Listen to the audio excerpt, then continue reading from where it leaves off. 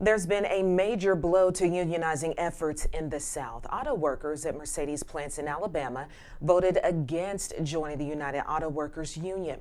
Madison Scarpino has that story. 56% of workers at two Mercedes factories near Tuscaloosa voted no to unionizing Friday.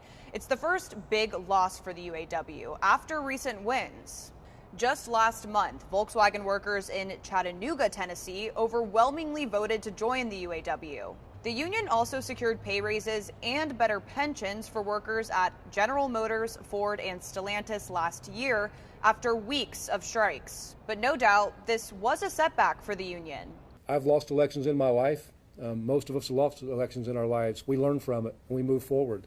And that's what we intend to do. We put everything we had in this fight. We left nothing on the table, so there's no regrets in this fight. The UAW accuses Mercedes of breaking the law by intimidating workers into voting no. Mercedes denies that and says it looks forward to continuing to work directly with workers. Historically, unions have been unpopular in the South.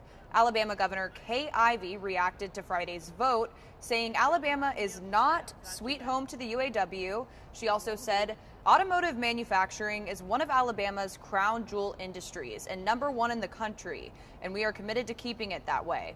The results of the vote still need to be certified. Both sides could object within 5 days. In Atlanta, Madison Scarpino, Fox News.